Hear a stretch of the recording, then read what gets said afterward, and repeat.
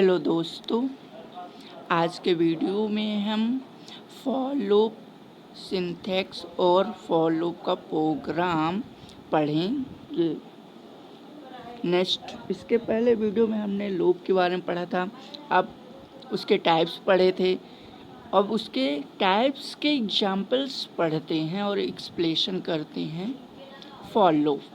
पहले देख लेते हैं। For loop is entry control loop statement when the true of for loop is started. So firstly वो initialization करेगा the loop variables को and after then check given condition its condition is true. अगर condition true होती है so the for loop body loop की body statement को will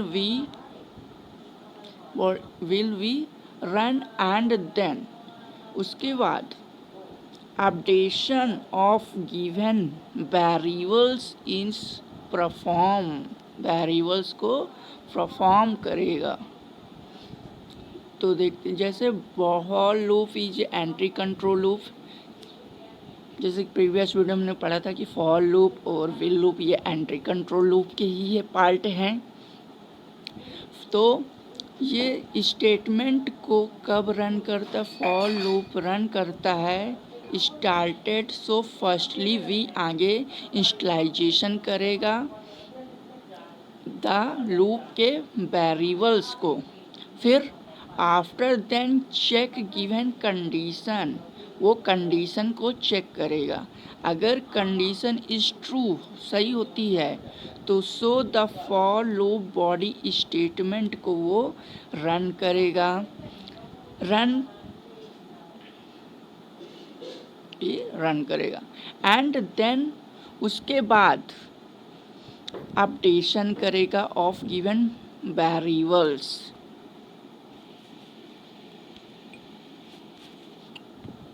इसके through समझते हैं सिंटैक्स। फॉर है, फॉर लूप का फॉर कीवर्ड्स है, ये कीवर्ड है फॉर, और कीवर्ड्स हमेशा स्मॉल में लिखे जाते हैं। अगर कीवर्ड्स का वीडियो नहीं देखें आप तो प्रीवियस वीडियो देख सकते हैं, या प्लेलिस्ट ओपन करके या आई बटन पर क्लिक करके देख सकते हैं। तो हम आगे बढ़ते हैं। इंस्टलाइजेशन, कंडीशन और अपडेशन। तो इसमें इंस्टलाइजेशन करना है। इंस्टलाइजेशन में कोई नंबर फिक्स कर देनी है। जैसे हमने कोई वेरिएबल्स लिए हैं ए नाम के, इसके थ्रू समझते हैं एग्जाम्पल के थ्रू। जैसे फॉर में आई इक्वल टू 1, हमने एक संख्या दे दी है कि आई इक्वल टू 1 से शुरू होगा। फिर कंडीशन, तो कंडीशन हमने दे दिया है आई ग्रेटर देन 5। फिर अपडेशन, अपडेशन के लिए आई प्लस प्लस, जैसे हमने बताया था प्रीवियस वीडियो में कि अपडेशन के लिए इंक्रीमेंट और डिक्रीमेंट ऑपरेटर्स का यूज करते हैं। तो आई इक्वल टू 1 दिए हैं, तो अब यहाँ पास 1 ग्रेटर देन 5 आ जाएगा। तो मतलब एक 5 से बड़ा है तो डायरेक्ट जाएगा।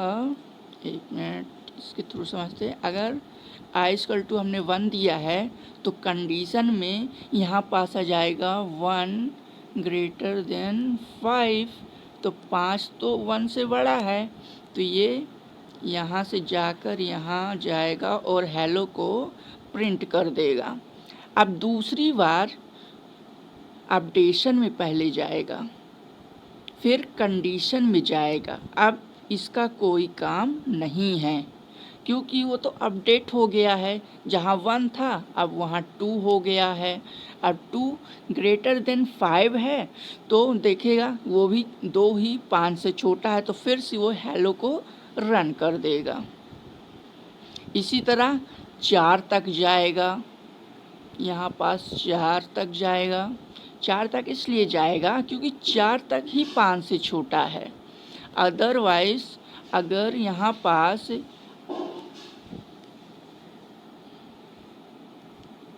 I is greater than equal to 5 लिखा होता तो ये फिर 5 तक जाता, लेकिन इसमें नहीं लिखा है तो ये 4 तक ही जाएगा। और चलिए प्रोग्राम समझते हैं, इसके थ्रू ज़्यादा समझ में आएगा। तो हमने पहले हीडर्स फाइलें ली हैं, ये वर्ड मेन फंक्शन जहाँ से हमारा प्रोग्राम रन करना शुरू होता है, स्टार्ट करना होता है। हमने इंट नाम का डाटा टाइप्स ले लिया है। अब मेन यहीं से स्टार्ट होता है इतना, और इसी को हम लोग बोलते हैं body of loop. Body of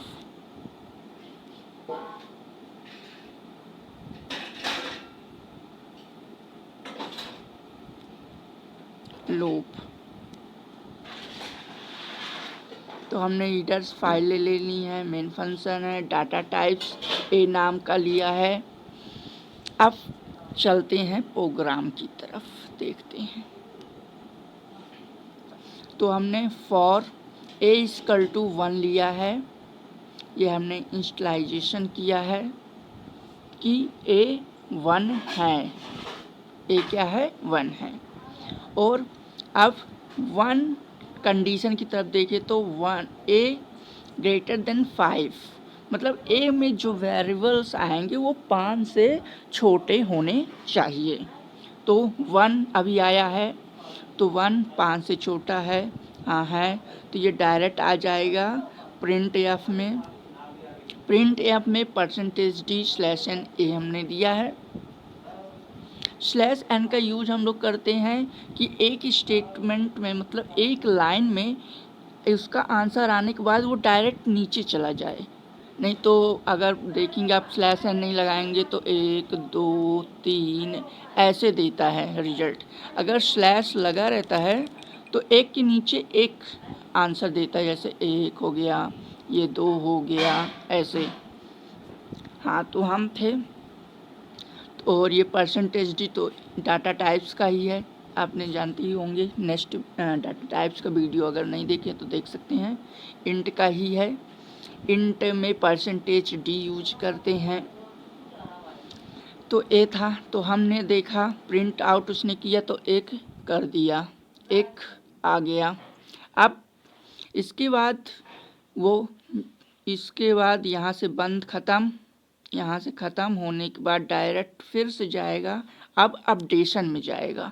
अब इसका कोई काम नहीं है, अपडेशन में जाएगा a++ मतलब 1++2, तो यहाँ पास अब 2 आ जाएगा, मतलब जहाँ 1 था a ग्रेटर देन 5 1 था, अब यहाँ पास 2 आ गया है, तो 2 भी 5 से छोटा है, तो फिर से जाएगा और इसको रन कर देगा और ये 2 प्रिंट आउट निकल आएगा।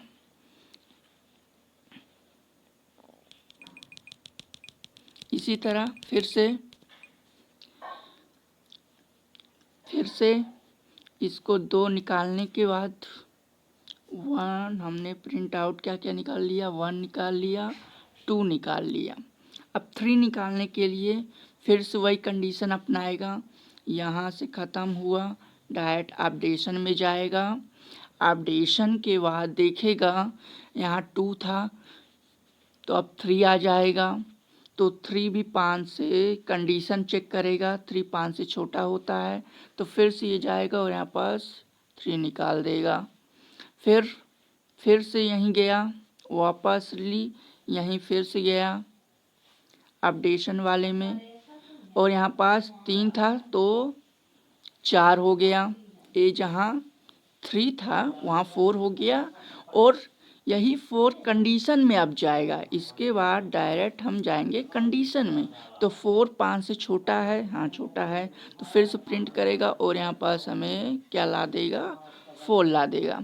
अब इसके बाद फिर अपडेशन में जाएगा और यहाँ पास 4++ था तो अब 5++ हो जाएगा, मतलब 5 हो जाएगा।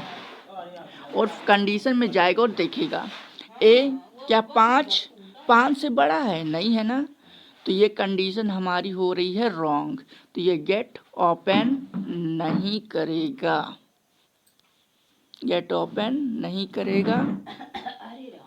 डायरेक्ट कहाँ चला जाएगा, गेट CH में।